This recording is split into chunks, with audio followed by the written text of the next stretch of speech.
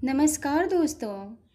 आज इस वीडियो में नवरात्र के दिन में 8वें दिन पूजे जाने वाली माता महागौरी जी का कथा पूजा विधि लेकर के आई हूँ।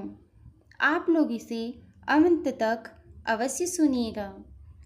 इनके कथा को सुनने से और विधि पूर्वक पूजा करने से सुख और शांति की समृद्धि प्राप्ति होती है। जय माँ महागौरी माता रानी।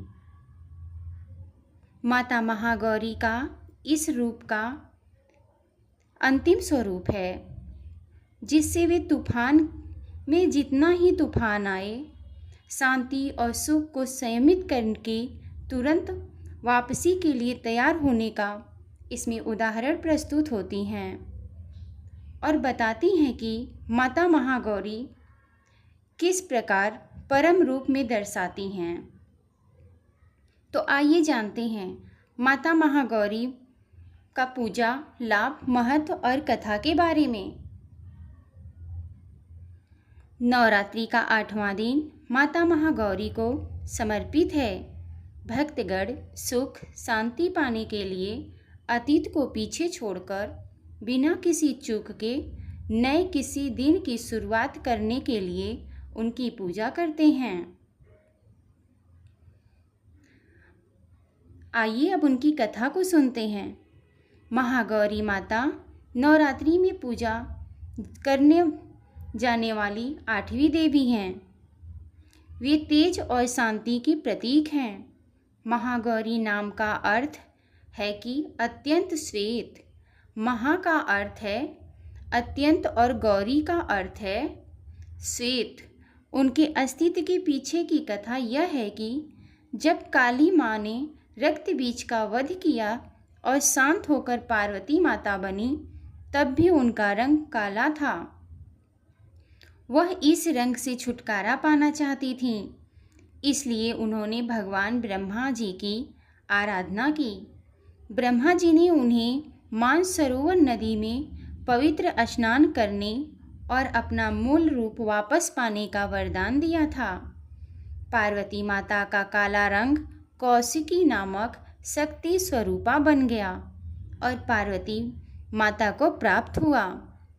अत्यंत गौर वर्ण के कारण उनका नाम महागौरी पड़ा। इसी बीच कौशिकी ने धूम्रलोचन नामक एक अन्य नवेदित राक्षस का वध किया जो पृथ्वी पर अशांति फैलाने के उद्देश्य से उत्पात मचा रहा था। धूम्रलोचन का वध करने के बाद वह शुंभ और निशुंभ का भी शिकार करने के लिए रणचंडी और चामुंडा में विलीन हो गई। सभी वधों को शांति की स्थापना के बाद पार्वती माता और दुर्गा के सभी रूपों में महागौरी माता के साथ मिलकर एक गेहुआ रंग का रूप बनाया जिसे गौरी नाम दिया गया, जो पार्वती माता का दूसरा नाम है। और कहा जाता है एक और संदर्भ में कि भगवान शिव काले रंग के लोगों के लिए एक पूजा का रूप प्रदान करना चाहते थे, इसलिए उन्होंने चुपके से पार्वती माता का रंग काला कर दिया और उन्हें काली और श्यामा नाम दिया गया, जिसका अर्थ है काला रंग। पार्वती माता को यह कोई मज़ेदार विचार नहीं लगा और वे सचमुच क्रोधित हो गईं। वे भगवान ब्रह्मा जी से इस बारे में बात करने गई। उन्होंने उन्हें मानसरोवर नदी में डुबकी लगाने और उनकी त्वचा का रंग सुधारने के लिए कहा। उनका रंग काफ़ी गोरा हो गया और उनकी चमकदार श्वेत आभा के कारण उनका नाम महागौरी रखा गया। लेकिन जल्द ही उन्हें अपने काले रंग को बनाए रखने की इच्छा हुई और उन्होंने उसे कौशिकी माता नामक एक शक्ति रूप दे दिया। धीरे धीरे उन्होंने अपने सभी स्वरूपों को एक एक कर दिया और महागौरी माता से गौरी बन गईं। महागौरी माता सफ़ेद बैल पर सवार हैं, सफ़ेद साड़ी पहनती हैं।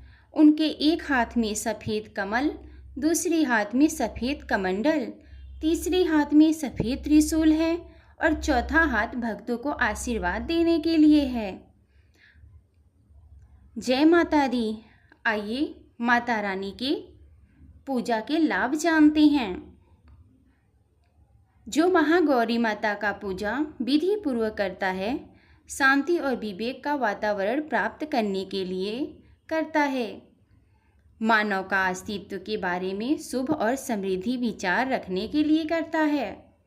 दुनिया में हो रही हर चीज़ के प्रति सहनशीलता हासिल करने के लिए होता है। अपने हृदय को दुर्भावनापूर्ण विचारों और कार्यों से शुद्ध करने के लिए होता है। अपने हृदय से द्वेष दूर करने और अपने बच्चों को धर्मपरायण बनाने के लिए होता है। अपने और अपने प्रियजनों के लिए शांतिपूर्ण वातावरण प्राप्त करने के लिए होता है। जय माता दी। आइए जानते हैं माता महागौरी का पूजा कब करते हैं। माता रानी का, महागौरी माता का पूजा सुबह ही उठकर स्नान करके, शुद्ध वस्त्र धारण करके, सफ़ेद वस्त्र धारण करके उनकी पूजा करनी चाहिए। जय माता दी। आप लोग इन्हें अंत तक अवश्य सुनिएगा।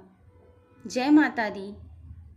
या देवी सर्वभूतेषु शक्तिरूपेण संस्थिता, नमस्तस्यै नमस्तस्यै नमस्तस्यै नमो नमः।